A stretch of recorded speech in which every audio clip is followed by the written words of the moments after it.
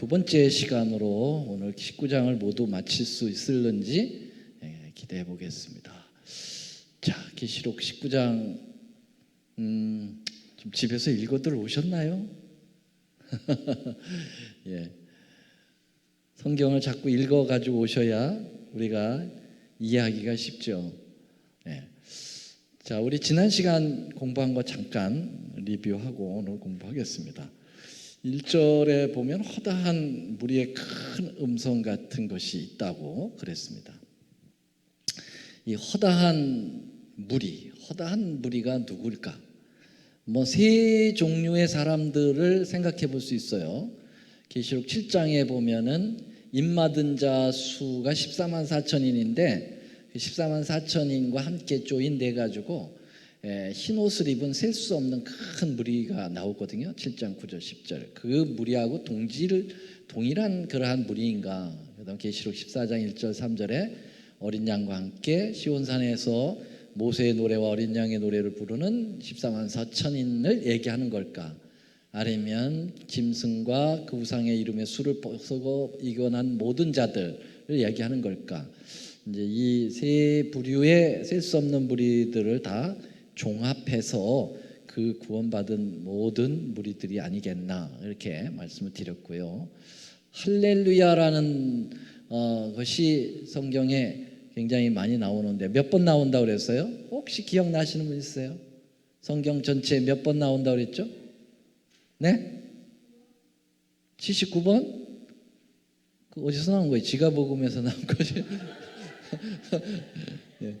신구약 27번이고 27번 나오고 계시록에서만 19장에서만 4번 나오고 그죠? 이렇게 4번 나온다는데 괜찮아요. 그 정도 틀리는 거 가지고 하늘 가는 데는 전혀 문제 없습니다. 히브리어의 할랄에서 왔다고 그랬고요. 그 여호와를 찬양하라라는 뜻이라고 말씀드렸고요. 자, 이 구원과 영광과 능력이 우리 하나님께 있도다. 이 찬양을 많이 들었어요. 어디서 들었냐면은 계시록 4장 5장에서 하늘 보좌가 열리면서 하나님께 찬양하는 그 노랫소리를 우리 많이 들었죠. 여기 보면 그 연기가 세세토로 올라가리로다. 무슨 연기가 올라갈까요? 심판의 그 연기가 올라가겠다. 그래서 그 하나님이 심판하시는 것이 정당하다라고 하는 찬양을 하고 있는 것입니다. 조금 에어컨을 좀 올려줬으면 좋겠는데요. 좀 더워지네요. 그래서 이 찬양을 누가 주로 하냐면은 24장로들 그리고 네 생물들이 이 찬양을 함께 부르죠. 그래서 항상 이 찬양의 그 하늘에서 불리우는 찬양에 이제 파동쳐 나가는데 보좌가 있고 제일 측근에 누가 있다고 그랬어요? 네 생물이 있고요. 다음 단계는 24장로가 있고요. 그 다음 단계로는 천천만만의 천사들이 있고요. 그 다음에는요 구원받은 수많은 무리들과 우주 거민들 이렇게 이제 찬양이 파동쳐 나가게 되는데요. 그래서 여기 24장로가 또 나오고 네 생물이 또 나오는 거죠. 그들이 경배를 하나님께 찬양을 돌리고 있습니다. 자, 이들이 이제 찬양을 돌리면서 또 바로 연결돼서 나오는 게 정말 아름다운 혼인 기약이 이르렀다라고 이야기하고 있어요. 악인들이 심판을 받게 되니까 이제 의인들이 제대로 된 이제 천국 생활을 하게 되는데 그 천국 생활은 사실 말하면 이제 신혼 생활이죠. 누구하고 우리의 신랑이신 예수님하고 신부인 우리가 서로 이제 결혼을 해서 신혼 살림으로 들어가는 때가 가까웠다. 이제 그런 얘기인데요. 자, 그럼 여기서 나오는 신랑 신부는 누군가? 신랑은 예수님이시죠. 그리고 신부는 누구라고 그랬어요? 신부는 직접적 표현으로는 거룩한 새 예루살렘 성이라고 그랬죠. 이 성이 예수님의 신부가 되어야 된다고 그랬어요. 근데 우리는 이제까지 아는 바대로는 신부가 우리 자신이라고 그랬잖아요. 예수님 믿는 사람들, 교회들, 예, 교회 성도들 내가 너희를 정결한 처녀로 한 남편이 그리스도께 드리려고 중매한다. 그럼 어떻게 된 거냐? 우리는 뭐고? 그럼 우리는 뭐고? 그 예루살렘 성은 뭐냐? 그는 어떤 예루살렘 성이라고 그래가지고 건물을 얘기하는 게 아니고 그 건물에 거할 수 있는 자격이 있는 사람들을 이야기하는 거죠. 그렇죠? 바벨론이 무너진다라는 말은 바벨론이라고 하는 나라적인 성격이라든지 뭐 어떤 탑이 무너지는 것이 아니고 바벨론 성향을 가진 사람들이 망한다, 그런 얘기잖아요. 똑같은 그런 표현이라고 볼 수가 있겠습니다. 그래서 우리가 이제 이 새 예루살렘 성이 예수님의 신부이긴 하지만 그 안에 거하는 구원받은 성도들을 이제 표현한다, 이렇게 볼 수가 있게 되겠습니다. 자, 이거 말씀을 드렸고요.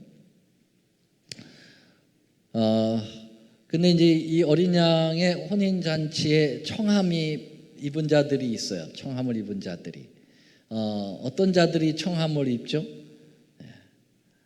아무나 다, 물론 하나님 다 부르셨지만, 그러나 그 부름에 제대로 응해서 리셉션 자리까지 가는 사람은 그 청함을 받은 사람들이에요. 그죠? 어떤 사람입니까? 흰 세마포 옷을 입혀줄 때 그것을 입는 사람들이죠. 세마포 옷은 의의 예복이죠. 예수님의 피로 마련하신 그 예복입니다. 그걸 입어야 이제 청함을 받게 되는 거죠. 그걸 입는다는 것은 예수님을 잘 안다라는 표현이죠. 그렇죠? 제가 말씀드렸죠. 미국에 와 보니까 결혼식이 있어도 청함을 받는 사람이 있고 안 받는 사람이 있다고 그랬어요. 근데 어떤 사람들이 청해요? 서로 잘 아는 사람들만 청해요. 숫자가 제한되어 있어가지고 그런 것 같아요. 그렇죠? 그런 것처럼 우리 예수님을 끝까지 잘 알아야 주님께 마지막 결혼식장까지 갈 수가 있다는 거죠. 그래서 10처녀의 비유에서도 5처녀는 어떻게 됐다고 그랬어요? 5처녀는 예수님 그 신랑 맞이하고 들어가고 5처녀는 못 들어갔어요. 문 두들겼더니 뭐라고 그래요? 너무 늦었다가 아니라 너 모른다. 잘 모르면 의의 옷을 입을 수 없는 거고요. 그리고 초청을 마지막까지 가지 못하는 거죠. 그래서 이런 결혼식이 진행될 거예요. 예수님이 신랑으로 착 신부를 맞이하고 있는 모습. 옆에는 십자가 깃발을 들고 누가 그렸는지 참 잘 그렸어요. 멋있었죠? 또 이렇게 이런 모습으로 또 그린 사람도 있어요. 이 공중에서 이제 주를 영접하리라 하는 것을 가지고 전 성도들을 한 신부로 이렇게 해서 맞이하는 모습을 이제 보게 됩니다. 자, 그 다음에 이제 여기까지가 지난 시간에 공부를 했고요. 오늘은 이제 여기서부터 시작을 하겠습니다. 한번 다 같이 한번 읽어보겠습니다. 계시록 19장 10절 시작. 내가 그 발 앞에 엎드려 경배하려 하니 그가 나더러 말하기를 나는 너와 및 예수의 증거를 받은 네 형제와 같이 된 종이니 삼가 그리하지 말고 오직 하나님께 경배하라. 예수의 증거는 대언의 영이라 하더라. 자, 여기 이제 내가가 나오고요, 그가가 나옵니다. 나는 누구고 그는 누굽니까? 여기서 나가는 요한이에요. 계시를 보고 있는 사도 요한이고, 그는 누굽니까? 그는 예수님이 직접 하신 게 아니고 천사가 와서 얘기해 주고 있어요. 계시를 주고 있어요. 그렇죠? 그 천사가 이제 얘기를 하니까 이 사도 요한이 그 계시 속에서 또 이 천사가 너무 위대해 보이는 거예요. 계시를 주니까. 그래가지고 넙죽 엎드려서 절을 하려고 그랬어요. 그랬더니 천사가 노 나한테 경배하면 안 돼 그랬어요. 왜요? 나는 너와 및 예수의 증거를 받은 네 형제들과 같이 된 종이다 그랬어요. 그러면 어이구 어서 오세요. 멋있는 남국 신사가 오셨네. 예, 반갑습니다. 자, 보세요. 어디까지 했더라? 하도 멋있어가지고 이를 잊어버렸네. 예? 어디까지 했어? 어디까지? 예, 천사가 너하고 같은 적이다 그랬는데 천사하고 우리하고는 또 다르긴 해. 그렇죠? 예, 누가 더 높아? 천사가 더 높다라기보다는 더 이게 잘 창조가 됐어요. 그렇죠? 그래서 이 창조 피조물도 레벨이 있어. 최고의 레벨이 누굴까요? 피조물 중에 최고의 레벨. 천사들 중에도 그룹 천사들. 그렇죠? 이 그룹 천사들은 예수님 보좌에 이렇게 있잖아요. 가장 측근에서 하는 비서실장들이에요. 네, 비서실장들. 그 중에 하나가 루스벨이었고, 루스벨이 타락함으로써 그 자리를 가브리엘 천사가 이제 그 자리를 대적을 했는데, 그러니까 그룹 천사들 중에도 최고 수석 그룹 천사가 있었던 것 같아요. 그게 이제 루스벨이었고요. 그렇죠? 그 다음이 이제 누구였을까요? 가브리엘이었어요. 그 다음에는 몰라. 나오는 게 없어. 예. 자, 그러면은 제1은 그룹 천사 중에서 수석 그룹 천사, 그 다음에 그룹 천사, 그 다음에 일반 천사, 그 다음에는 인간. 그죠? 그 다음에 인간 다음에는 동물, 동물 다음에는 식물, 식물 다음에는 무생물. 이렇게 피조물들의 등급이 나눠져 있죠. 지금 여기서 이 기별을 주는 이 천사는 인간보다 레벨이 높긴 하지만 하나님을 두고 생각할 때는 다 피조물이다. 그런 얘기죠. 같은 피조물인데 피조물끼리는 이렇게 경배하면 돼야 안 돼요? 그거 큰일 납니다. 그래서 어떤 사람도 세배도 안 하는 사람이 있어. 왜냐하면 하나님 아니니까 인간이 세배 받으면 안 된다고. 그거는 제가 보기에는 그냥 우리가 그 세배는 경배로 하는 게 아니라 효도하는 거잖아요. 효. 그렇죠? 예의로 이렇게 하는 거잖아. 그걸 경배로 받아들이는 사람이 누가 있어? 그죠? 신에게 경배하는 것처럼 아버지에게 하는 게 아니니까 그건 아니죠. 네, 그래서 세배는 괜찮은 것 같아요. 저도 세배 많이 다니고 그랬는데 그 부모님에게 가서 세배하는 게 뭐가 좋아요? 그 절 중에 하나예요. 그냥 인사 중에 하나니까. 예. 근데 막 이렇게 경배식으로 이렇게 하면은 안 된다는 거죠. 뭐 여러분들이 그 사도행전에 보면은 바울과 바나바가 선교 여행을 다니다가 막 병을 고치니까 지방 사람들이 이거 신이다, 수수와 험해다. 그래가지고 막 절을 하려고 그랬죠. 그랬더니 바울하고 바나바가 얼마나 격하게 반응을 했는지 막 옷을 찢으면서 아니라고 그래서 그거 굉장히 위험한 거거든요. 근데 오늘날의 사람들이 어떻게 해요? 경배를 은근히 받으려고 그래. 신격화 되려고 그래요. 그래 안 그래요? 대통령이라든지 저기 김정은이라든지 이런 친구들은 자기가 신이라고 생각을 해요. 그건 망하는 일이에요. 망하는 일. 그 헤롯 아그리빠가 딱 옷을 입고 재판장에 딱 나오니까 와, 신과 같다. 사람들이 그렇게 추앙을 해줬어요. 그러면은 그가 다스리고 있는 나라가 하나님을 섬기는 이스라엘 나라인데 이 사람은 뭐 에돔 사람이긴 하지만은 그러나 거절해야 되거든요. 난 신이 아니다. 이렇게 해야 되고 나는 왕이지. 이렇게 해야 되는데 그냥 모르는 척 자기가 신의 그런 추앙을 받았어요. 바로 죽었습니다. 그렇죠? 예, 충이 먹어서 죽었다고 그랬어요. 이렇게 물론 그렇게 신격화하는 사람들이 바로 다 하나님이 다 직결 심판하지는 않죠. 김정은이 또 빨리 죽어야 되고 다른 모든 이 독재자들 다 죽어야 되고 예전에 로마 황제들이 자기 신이라고 해서 다 죽어야 되는데 그렇게 하지 않으셨어요. 이거는 특별히 이스라엘 안에서 특별한 상황 아래서 신격화가 얼마나 무서운 것인가를 일벌백계로 하나님께서 나타내기 위해서 그 심판을 한 거죠. 헤롯 아그리파 2세에 대해서는요. 자, 어떻든 이래가지고 경배를 안 받았어요. 난 천사다. 그래서 천사 또 경배하는 무리들이 있어요. 천사를 경배하는 그런 교파도 있어요. 네, 그건 잘못된 거예요. 경배는 누구만 받아야 돼요? 창조주만 경배를 받아야 돼요. 피조물은 피차간의 경배를 절대 받아서는 안 된다는 것입니다. 자, 그러면서 뭐라고 그랬냐면은 너는 예수 증거를 받은 자인데 바로 나도 그 예수의 증거를 지금 전달하는 사람이다. 그렇게 얘기를 했어요. 그 예수의 증거는 뭐냐? 대원의 영이다. 그리고 좀 구체적으로 설명을 해줌으로써 우리에게 굉장히 큰 도움이 됐어요. 네, 이 천사가 너희들 예수 증거를 받은 종인데 나도 예수 증거를 받아가지고 전달을 하는 사람인데 예수 증거가 뭐냐? 대원의 영이다 그랬어요. 자, 일단은 예수의 증거를 조금 더 보겠습니다.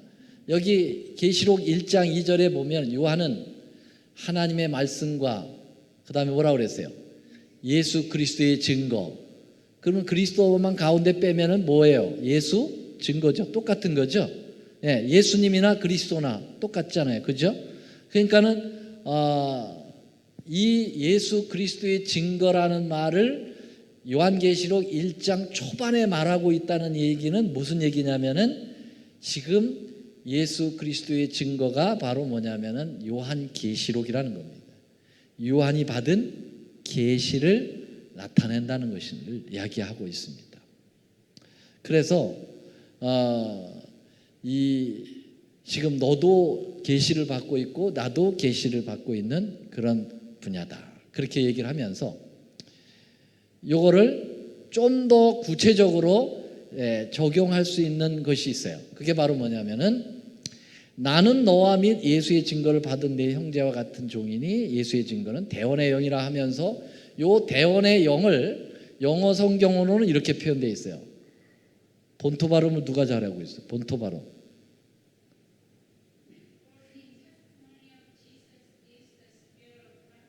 오케이, 역시 본토 발음이에요. 바다가 굉장히 많이 발라져 있어. For the testimony of Jesus is the spirit of prophecy. 약간 된장 냄새가 나죠. 이게 바로 뭐냐면은 이 prophecy라는 말이 뭐죠? prophecy? 예언이라는 말, 그죠? 예언이라는 말이에요. 예언의 영이라는 말이에요. 대언의 영은 다른 말로 얘기하면 또 예언의 영이야. 예수의 증거를 다른 말로 하면 대언의 영이고 대언의 영을 또 이게 영어적 표현으로 보면은 예언의 영이야. 영을 갖다가 이 성령인데 성령을 성신이라고 부르죠. 그렇죠? 성신. 그래서 예언의 신이라고 번역할 수도 있겠죠. 그렇죠? 그래서 여러분들이 예언의 신 읽었어? 엘렌 화이트이 기록한 글을 갖다 뭐라고 그래요? 예언의 신이라고 하잖아요. 근데 사실은 예언의 신은 그 정확하게 표현하면 예언의 성령이라는 말이에요. 예언의 성령이라는 거죠. 그 책이 아니라, 그러니까 엘렌 화이트이 기록한 그 저서들은 예언을 성령의 선물로 주셔서 글로 기록을 한 것이에요. 이해가 되시겠어요? 그래서 요한계시록만 예수의 증거가 아니라 성령을 통해서 계시로 내려준 그것들을 예언의 영, 대언의 영이라 이렇게 말할 수가 있는 것입니다. 뭔지 아시겠죠? 자, 그래서 요것을 이제 어디서 또 나오죠? 어디에 나오죠? 요한계시록 12장 17절에 나오죠. 여러분들 달달달달 외우시는 겁니다. 여자의 남은 자손의 두 가지 특징은 하나님의 뭘 지키고 계명을 지키고, 두 번째로는 뭘 가졌다고요? 예수의 증거를 가진 자가 바로 뭐다고요? 남은 자손이라는 거예요. 그럼 하나님의 계명을 지킨다는 말은 십계명을 모두 지키는 걸 얘기합니다. 그 중에 하나를 빼고 지키면 지킨다고 할 수 있어요? 없어요? 없습니다. 어디서 그런 말이 나와요? 야고보 2장 10절에 보면 너희가 율법을 지키다가 하나에 거치게 되면 모두 범하는 것이라고 나와 있어요. 네, 그러니까 10가지를 다 충족하게 믿고 따라야 된다는 거죠. 그 중에 하나라도 거절을 하면은 계명을 지키는 무리가 아니에요. 그러면은 여러분 10가지의 계명을 모두 지키는 그러한 하나님의 백성이 있습니다. 어느 백성일까요? 어느 백성이에요? 제7일 안식일 예수 재림 교회 앉아 계신 이 교회가 유일하게 10가지 계명을 모두 지키고 있다는 것이죠. 다른 교회에서는 뭐가 빠져 있어요? 안식일 계명이 빠져 있죠. 그렇죠? 그 계명을 다른 날로 바꿔서 지키기 때문에 하나님 보실 때는 계명을 안 지키는 거로 봐야 됩니다. 그래서 여자의 남은 무리는 10가지 안식일 계명까지 포함하여 다 지키는 무리가 첫 번째 조건이고, 그거 하나 가지고 안 되고 또 하나가 있어야 되고요. 하나는 뭐라고요? 예수의 증거를 가진 자들이라 그랬어요. 예수의 증거를 가졌다라는 것은 대언의 영이고, 대언의 영은 예언의 신이라는 거죠. 그러니까 성령의 특별한 마지막 선물을 받아서 그것을 가지고 그 기별을 가지고 있는 교회, 이 교회가 바로 제7 안식 예수 재림 교회가 이제 엘렌 화이트를 통해서 하나님께서 예수의 증거를 또 한 번 요한에게도 주셨듯이 화이트에게도 그러한 기별을 주셨다는 사실이죠. 그것을 입증할 수 있는 것이 예언의 신의 책이죠. 책이 그것을 표현하고 있습니다. 자, 그러면은 그 다음, 이분이 누구 같아요? 백마를 타고 홍의를 입고 쫙 하늘로부터 나타나는 이 존재, 이 누굴까요? 예수님입니다. 자, 여기 보면 백마를 탄 자는 누굴까? 성경에 이렇게 나와 있습니다. 11절 한번 11절만 읽겠습니다. 시작. 또 내가 하늘에 열린 것을 보니 보라 백마와 탄 자가 있으니 그 이름은 충신과 진실이라. 그가 공의를 심판하며 싸우더라. 여자분들은 백마 하면은 멋있는 자기를 사랑하는 남자가 백마를 타고 오리라, 그렇게 기대들 하시잖아요. 그렇죠? 네. 근데 뭐 좋아요. 나를 제일 좋아하는 남자 누가요? 예수님이 백마를 타고 오시면 그만이죠. 그렇죠?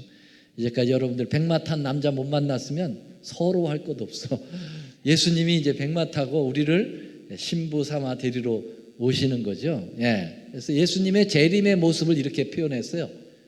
이제 재림이 가까운 모양이군요. 19장으로 갈수록 이제 새하늘과 새 땅이 가까워지니까 이제 재림이 이제 이렇게 구체적으로 표현되고 있죠. 그런데 예수님이 백마를 탔다라는 이 흰 말의 흰색의 뜻은 뭐죠? 항상 righteousness 색이에요. 아주 의의 색, 깨끗한, 죄 없는 거, 그런 건 얘기하죠. 그러면 붉은 옷을 입었다는 건 뭘 의미하죠? 붉은 옷, 피의 옷을 입었다는 거. 왜 피의 옷을 입었죠? 십자가의 피. 오늘 양 선생님도 그 붉은 옷을 입으셨네. 네, 멋있는 옷이에요. 그 이제 조금만 더 진하면 예수님의 피 색깔인데, 좋은 색깔입니다. 예수님도 붉은색을 입으시고 백마를 타고 오시는 모습을 보면은 십자가의 피의 희생을 치르시고, 그래서 우리를 의롭게 만드신 예수님께서 의로운 자를 데리고 이 땅에 데리기 위하여 정말 멋있게 오시는 장면을 이렇게 또 표현을 하고 있습니다. 진짜 예수님이 하늘로부터 백마를 타고 오실지는 잘 모르겠어요. 이건 상징이니까. 예수님이 직접적 표현은 뭐라고 그랬어요? 구름을 타고 오시리라 그랬거든요. 구름을 타고 오시는 것은 이제 직접적으로 말씀하신 거고, 이건 계시 중에 상징적으로 백마를 타고 오시는 것으로 표현하고 있습니다. 자, 근데 그 이름이 뭐라고 그래요? 이름이 두 글자로 나와 있는데 이름이 뭐라고 그래요?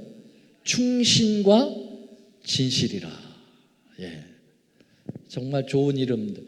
충신과 진실이라.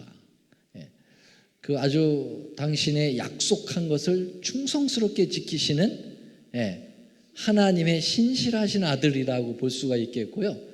아주 진실되고 거짓이 아닌, 그래서 그분이 공의로 세상을 심판하고 싸워서 승리를 하신 분이라고 표현되어 있습니다. 예.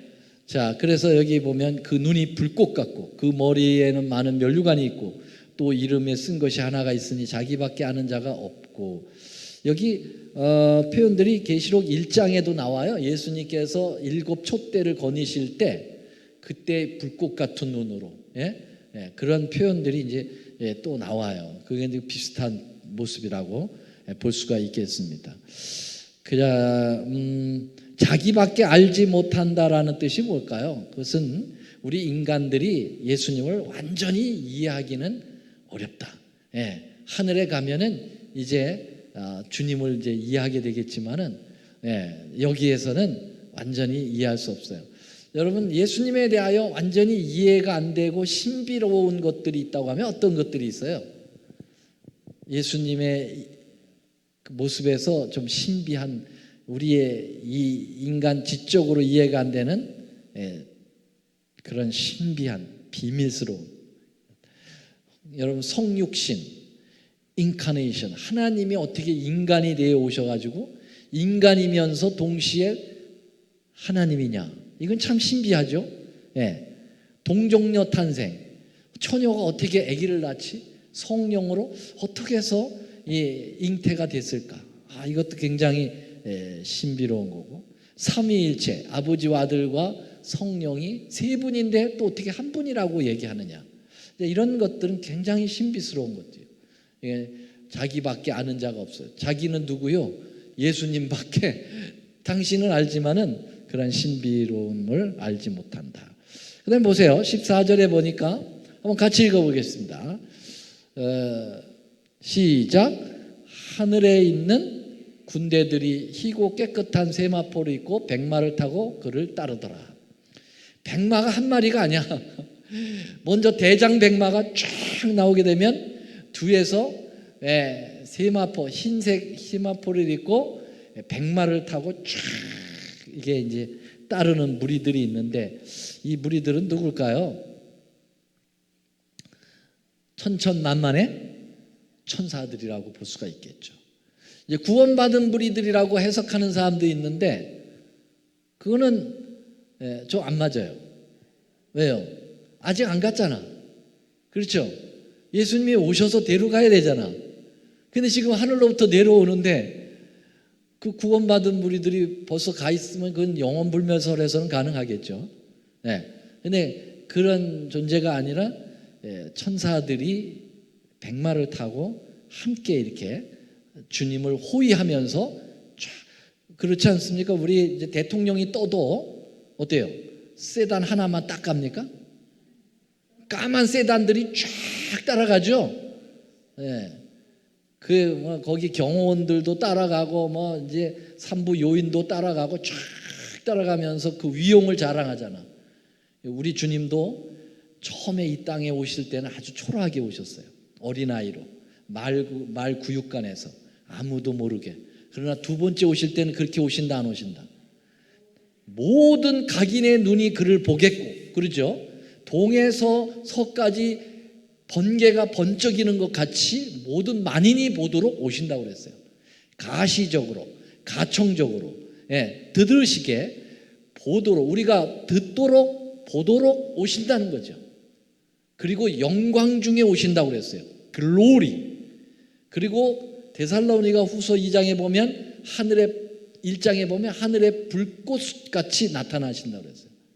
그러니까 이 세상에서 가장, 이 교회, 이 지구 역사에서 가장 찬란한 순간은 언제일까요? 불꽃놀이 할 때? 불꽃놀이 할 때 제가 찬란해요? 아니면 올림픽 오프닝 세리머니 할 때? 뭐 대단하더라고. 그렇죠? 예. 그건 잽도 안 돼요. 여러분, 정말 예수님이 오실 때는 그 아름다움, 그 휘황찬란함, 그 광대함은 정말 멋있었을 거예요. 그때 여러분 좀 보실랍니까? 보실랍니까? 예. 우리가 봐야 돼요. 그때 그 모습을 못 보면은 이제 나는 멸망당한 거예요. 눈을 딱 떴는데 내가 이제 어차피 이제 우리가 살아서 예수님 맞이할 수도 있고, 이제 연세가 좀 드신 분들은 이제 가망성이 거의 없어집니다. 우리 같이 이제 연세가 많잖아. 그죠?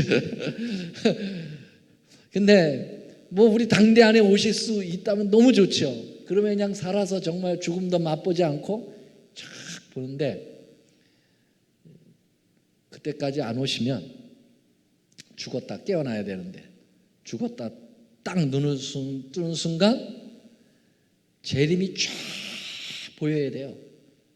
정말 아름다운 그 모습이 쫙 보여야 돼요.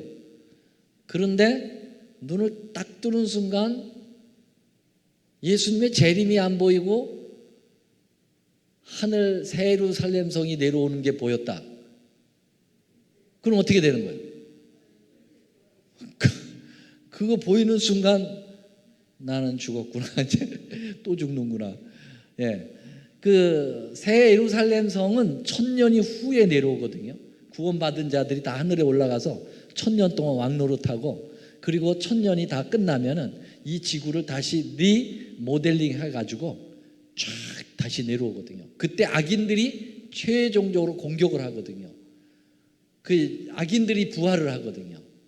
그때 이제 부활을 딱 해서 눈 뜨면 뭐가 내려오냐면 새 예루살렘 성이 내려오는 거예요. 그럼 나는 악인 편에 있다고 생각을 하면 틀림없어요. 되겠어요? 안 되겠어요? 절대로 안 됩니다. 여러분들 그렇게 하면 안 돼요. 눈 뜨면 재림이 보이도록 기도하세요. 예. 죽는 순간 재림을 보는 것과 같습니다. 왜요? 죽으면 시간이 끝나요. 시간 흘러가는 시간의 개념이 없어. 저희 집사람이 이번에 화요일 날인가 월요일 날 대장 내시경 했는데, 마취를 딱 하는 순간 이게 없어졌어. 시간이 없어지고 깼는데도 마취를 안 했는 줄 알고 간호사한테 나 언제 하느냐고 그러더래. 그때 너 끝났다 그랬대요. 그거예요. 그러니까 우리가 이렇게 죽잖아. 죽음 두려워할 게 없어. 죽는 딱 순간 눈을 뜨게 돼 있는 거야. 왜? 중간에 없어진 거니까. 그러니까 여러분, 죽음에 대해서 전혀 두려워하지 마. 뭘 두려워해야 돼?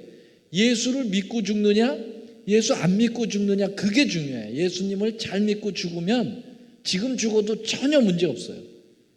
그냥 눈 딱 뜨면 그냥 재림이야. 그러니까 아담하고 우리하고 똑같이 느낄 거야. 아담도 6000년 전에 눈 감았는데 딱 뜨는 순간 재림 볼 거고요. 우리도 마찬가지예요. 그래서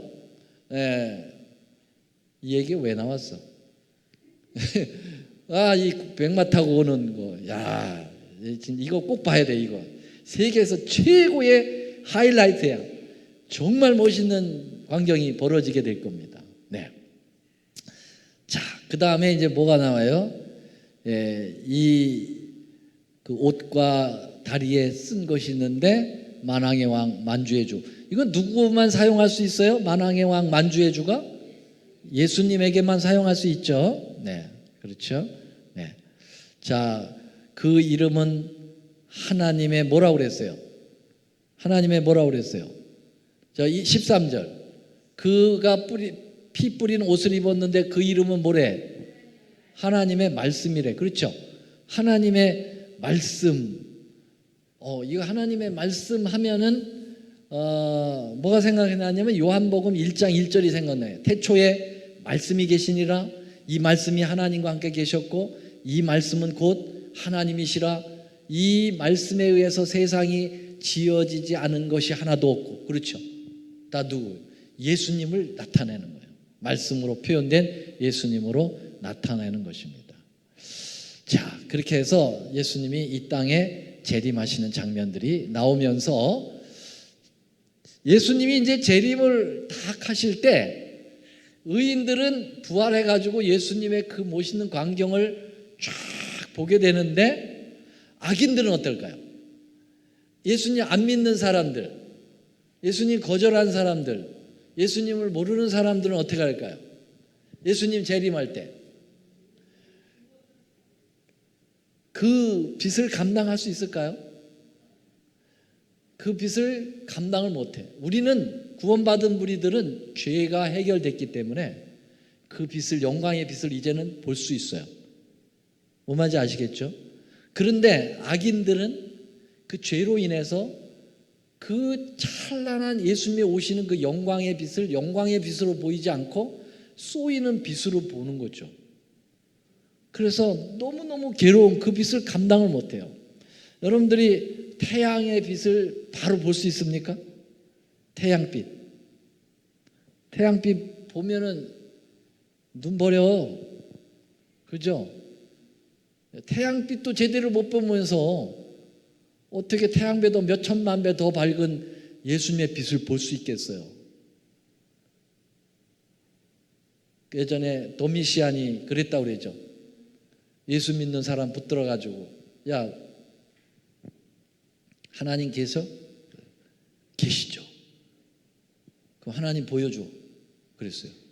그때 어떻게 할까요? 이 크리스찬이 이렇게 얘기했어요. 하나님 보여드리기 전에 잠깐 보여드릴 게 있다고. 저 태양 좀 한번 보실래요? 그랬어요.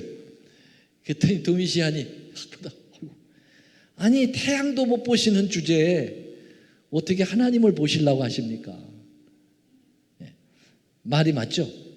네. 그러니까 악인들은 그 빛이 심판의 빛이 되는 거예요. 그래서 여기 이제 악인들에 대한 그 심판이 새의 잔치로 새들이 막 이제 쪼아먹어요. 네, 그것을 얘기했어요. 새들을 향하여 큰 음성의 처가로되 와서 하나님 큰 잔치에 모여 왕들의 고기와 장군들의 고기와 장사들의 고기와 말들과 그 탄자들의 고기와 자유한 자들이나 종들이나 물은 대소하고 물은 고기를 먹어라. 그래서 새들이 엄청난 그 시체의 고기를 먹게 되는 그 비참한 장면이 이렇게 대비적으로 나타나고 있어요. 컴페어하게 나타나고 있어요. 19절 또 내가 보매 그 짐승과 땅의 임금들과 그 군대들이 모여 그 말탄자와 그 군대들의 더불어 전쟁을 일으키다가 짐승이 잡히고 그 앞에서 이적을 행하던 거짓 선지자도 잡힌다. 그렇게 얘기했어요. 그래서 최종적으로 이 악인들이 마지막 노력을 해보지만 결국은 이제 패배를 당하게 되는 장면인데요. 여기 두 존재에 대해서 얘기하고 있어요. 하나는 뭐라 그랬냐면은 짐승이 잡힌다 그렇게 얘기했죠. 짐승이. 그 다음에 또 하나는 거짓 선지자가 잡힌다 그렇게 표현하고 있습니다. 이게 다 이제 사단을 동조해 가지고 했던 악의 세력들의 모습인데요. 여기 거짓 선지자는 짐승은 이제 우리가 흔히 상징적으로 교황권을 얘기하고 있고요. 거짓 선지자는 이제 미국을 대표하는 개신교회를 가리킵니다. 타락한 개신교회. 이 두 세력의 이 주도했던 악의 세력들이 결국은 다 이제 심판을 받는 장면으로 나옵니다. 그러면 하나가 빠졌네요. 누가 빠졌어요? 사단이 빠졌죠. 사단의 심판은 어디에 소개될까요? 계시록 20장. 다음에 공부할 20장에 사단은 특별한 심판을 받습니다. 그 천년기 동안 이제 무저갱에 갇히는 장면이 계시록 20장에 나오는데요. 오늘은 여기까지 공부를 하겠습니다. 계시록 19장 19절로 21절 해피 엔딩이 아니에요. 이거는 의인들에게는 해피 엔딩이지만은 악인들에게는 뭐예요? 해피가 아니라 해피의 반대는 뭐는 언해피. 비참한 것으로 끝이 나잖아요. 그렇죠? 비참한 것으로 끝이 나요. 그게 계시록 19장의 이야기입니다. 그리고 이제 계시록 20장으로 가면은 우리가 이제 사단이 어떻게 포로로 잡히고 그리고 우리가 어떻게 천년기를 보내고 하는 장면들을 20장에서 공부하게 됩니다. 기대하시라. 개봉 박두. 예. 그래서 오늘은 계시록 19장을 이렇게 해서 두 번에 모두 잘 마쳤습니다. 자, 오늘 수고하셨고요. 다음 시간에는 좀 미리 좀 읽어가지고 오실래요? 네, 성경 계시록 20장을 꼭 읽어가지고 오세요. 네, 그래야 왜냐하면 계시록 20장 굉장히 중요한 장입니다. 이거 왜냐하면 이 마지막 에스카톨로지, 이 종말론의 마지막 부분이거든요. 그래서 이 부분이 굉장히 중요한 부분이니까 성경을 꼭 읽어가지고 오시기를 바랍니다. 아시겠습니까? 교과서 있으신 분은 저희 김현재 집사님처럼 저렇게 공부 열심히 해가지고 오세요. 교과서 다 있죠? 자, 그러면 우리 잠깐 기도하고 마치도록 할까요? 하늘에 계시는 우리 아버지 은혜를 감사합니다. 오늘도 저희들에게 귀한 계시의 말씀을 주셔서 요한계시록 19장을 모두 마치게 해주셔서 고맙습니다. 어린 양의 혼인잔치로 초청하시는 우리의 예수님, 그리고 백마를 타시고 이 땅에 우리를 데리러 오시기 위하여 오시는 예수님, 정말 아름다운 모습들을 보는 반면에 끝까지 주님을 거절하고 주님을 배반하고 또 주님을 모른다 하고 그런 사람들의 최종적 심판이 얼마나 비참한 것을 대비적으로 공부했습니다. 우리는 주님의 재림을 맞이하는 반겨하고 환영하는 구원받은 무리들이 다 될 수 있도록 아버지여 축복해 주시고 죽어가는 영혼들을 향하여 이 기별 전에서 더 많은 사람들이 주님의 신부로 동참할 수 있도록 인도하여 주시옵기를 우리 구주 예수님의 이름으로 간절히 기도 올리옵나이다. 아멘. 예, 감사합니다. 오늘 방송에 참여하신 여러분도 환영하고요. 모두 다 우리 집으로 오세요. 먼 데서도 비행기 타고 오시면 맛있는 점심이 준비되어 있습니다. 고맙습니다. 다음 주에 뵙겠습니다.